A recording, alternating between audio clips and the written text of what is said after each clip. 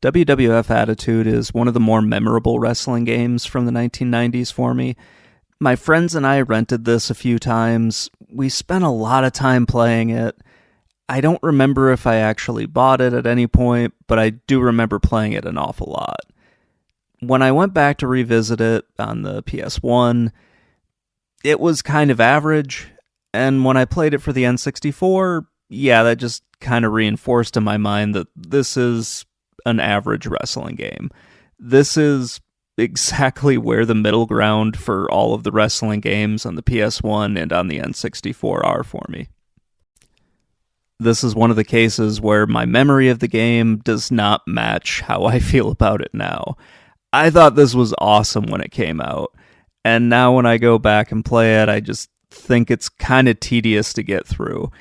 It's really cool that there's a whole career mode, but man, does it take forever to go through the thing. And the payoff is not really worth it.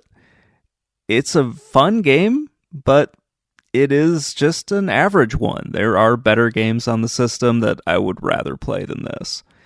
Anyway, let's get into it. Like many of these games, there's no story mode here, but there is a career mode, and that was really cool for the time. It was sort of an evolution of the whole arcade thing where you're working your way through different wrestlers in order to get to a championship. But here, you start out on house shows, you eventually get on TV, and then you can get your championships.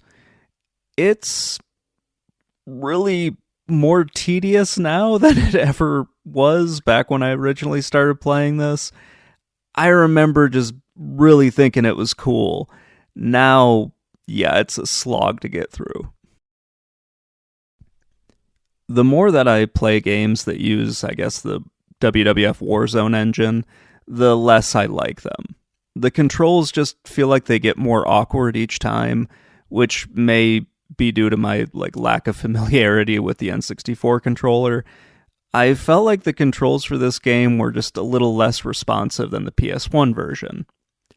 The manual is available online, so if you need it, you can look it up there, but it's not really necessary because all the moves are contained in that menu system that often gets kind of maligned by some people. You don't need to go to it, but it is nice to have a refresher of all the moves. I feel like I say this every time I review a game that has this engine, but if you didn't like the control scheme from WWF Warzone, you're not going to like it here, and you're not going to like it in the ECW games. I'm not sure why the developer didn't do a lot to improve on it, but it can be very just annoying at times. It's helpful to have the whole move list there, but sometimes it's just, I don't know, I don't always find it as helpful as it could be. Mostly because of just the controls for this game.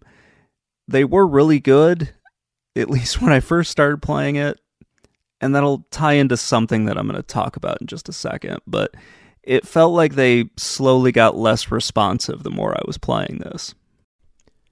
So I do like the roster, I like the different modes that you can play with. It's a really fun game to go through. It's probably more fun if you have a group of people, because then you can, just talk shit to each other, you can trash talk. That's always a lot more fun. Or if you have a friend who is willing to, treat this like a game and not take it too seriously, you can do the tag team mode. My friend Drew always took this way more seriously than what he really needed to. And that usually ended a lot of the sessions that we had with this. And at times it made me just not want to play with him. But hey, it was fun back in the 90s, now just kind of average. To kind of circle back to just the controls here, I was having some problems with it being unresponsive at times. It isn't all the time, and it's really only later in the matches, which made me think that there was some kind of a rubber band AI going on here. To explain what that is, in some games like NBA Jam and in other sports games, the developers program in just, it's kind of like a failsafe to keep you from just dominating. So all of a sudden you'll start missing shots, or you'll start having items dropped for you like in Mario Kart. And here it feels like all of a sudden the opponent is blocking all the time, or you're not getting the moves out. So just like the match will turn, so you don't just completely dominate somebody. That's sort of the way it felt. I don't know if that was true or not, but it was just really weird. I'd be going along just fine, and all of a sudden I wouldn't be able to get a move out, or something along those lines. It was just very strange. Now, the control scheme for the special moves, that's just annoying. Like, really annoying. And I have no idea just why they did it that way. You can pull it off, it's not impossible, but man, I found a lot of those finishers just a major pain in the ass to try to do. So yeah, this was a game that I liked a lot when it first came out. I used to really love the controls, I loved everything about the game. But yeah, going back and playing it, just not so much. There are other wrestling games I would rather play, and going back and revisiting a lot of them, and some of them playing for the first time, this is really just kind of average when it comes to gameplay. If you liked how WWF Warzone looked, you'll like the way Attitude looks, because they're pretty much the same. You have a little bit more detail in this game, but the textures are rather smooth, and yeah, it looks a lot better. It is an improvement over several of the other wrestling games that have more of a blocky look to them, but just because it looks better doesn't necessarily mean it plays better. It's also not as good as the PS1 version, mostly because a lot of the FMV's been pulled out, and yeah, I can't really hold that against this game because that happened with a lot of the ports that were brought over from the PS1. The animations for the character models look really good. I didn't notice anything that looked off or too strange. I do think Dr. Death Steve Williams looks a little odd when he breathes, but whatever. That's just more of a nitpick on my part. The ring entrances look good. The audience looks okay. These are all little things that are nice to have in a game like this. They aren't necessarily needed, but if they look bad, then it kind of takes away from everything. And here, it all looks okay. Especially when you're on the house shows and you don't get to see like the full entrance. Once you get to some of the TV matches, then things look a little bit different, and it just doesn't look as good as the PS1 version does. Overall, this is a good-looking game. The graphics aren't as blocky as some of the WCW games, and also the later WWF games on the N64. It doesn't really look too different for me from what WWF Warzone did, which is a little disappointing, just due to the amount of time between the releases, but at the end of the day, that's what Acclaim wanted to do. It's a fine-looking game. It's not anything spectacular, but it isn't bad by any stretch of the means.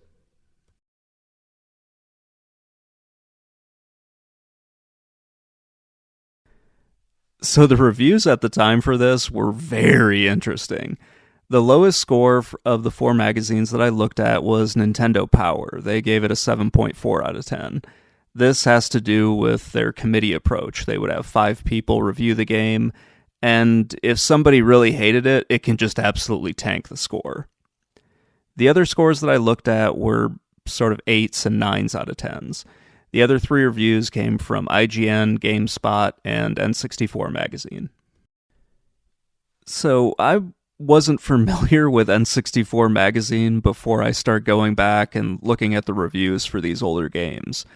I'm not sure if they were well thought of at the time, and yeah, I'm not really sure I would have read them. They're a UK-based publication. It's a console-specific magazine, which was still popular at the time, or at least that format was. And man, looking at their WWF Attitude review, they gave a lot of weight to just how the game looked, and didn't really talk as much about some of the flaws in the gameplay.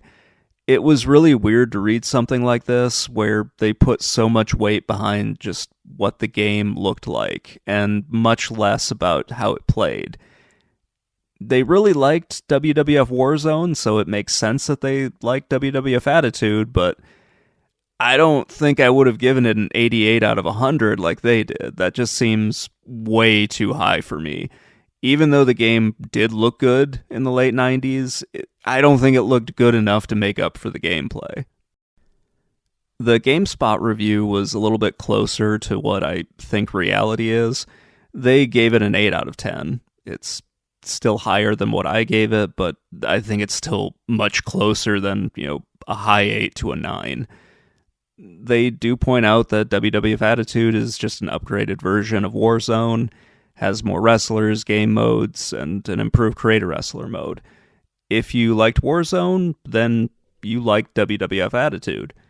That was pretty much their conclusion, and it's something I kind of agree with. Out of all of these older magazines, I think Nintendo Power has the best system for coming up with their scores. The 5 people review it, they take the average of those scores, each reviewer says something about the game. All 5 of them pretty much praised the graphics, and then people had issues with the controls. They just found those annoying. And I can see that. There are some spots in here where the controls are just weird. Or at least they feel weird to me because I'm coming from the PS1 to the N64, so that's a little bit different from me. But when these guys who are all reviewing N64 games, or at least all reviewing Nintendo games, are saying, yeah, the controls are a little weird, then, there's kind of a problem with it. The IGN review, this one was wild. They gave it an 8.7 out of 10. The reviewer praised the graphics, the sound, and in kind of a head-scratching move, they called out WCW Mayhem and WrestleMania 2000. Neither of those games had been released yet, and I'm not really sure why they did it. I can only assume that the reviewer followed WWF Attitude's development and was hyped for it, and I don't know, was saying those 2 games had a lot to live up to, or I don't know, it was just very weird. The controls are not discussed in this review at all, so it just kind of seemed like they were hyped for the game and didn't really care about anything else. It is important to remember that these are all just opinion pieces, so each reviewer is bringing something a little bit different to it. I just find it odd that several of them were blown away by the graphics and ignored some of the game's flaws. I kind of agreed with what GameSpot and Nintendo Power said in their assessments of the game. And yeah, if you like Warzone, you're probably going to like Attitude, and you're most likely going to like ECW Hardcore Revolution, and also ECW Anarchy Rules. They all pretty much play the same. There are some improvements between Hardcore Revolution and Anarchy Rules, but not enough to really change how the game fundamentally plays. And with Attitude, I think this is the one where they got it right, but then they didn't improve on it with the others, or at least not significantly enough with the others.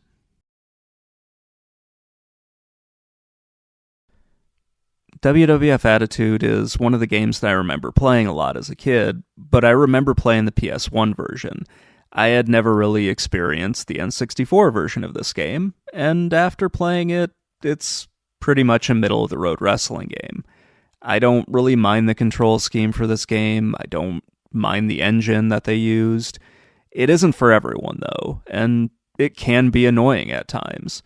The more I play it, the more I'm like, wow, this did not age as well, and it's not matching the memories of this game that I had. But yeah, it's not a bad game. It's just not really a good game. It's just right in the middle there. I think I have to put this one a little bit ahead of Warzone only because it has more game modes in it and more wrestlers. Even though I personally like Warzone more because it's less of a slog to get through just the main mode in the game. But overall, this one is a bit of an improvement over it. I found it really strange that the reviewers just gushed over the graphics. It's weird to go back and see that, and sometimes see that things don't always change when you have video game reviewers. They tend to focus on something that isn't always as important. But yeah, this one is fine. It's a perfectly fine game. That's going to wrap it up. Let me know what you think in the comments below, and I will talk to you all later. Bye.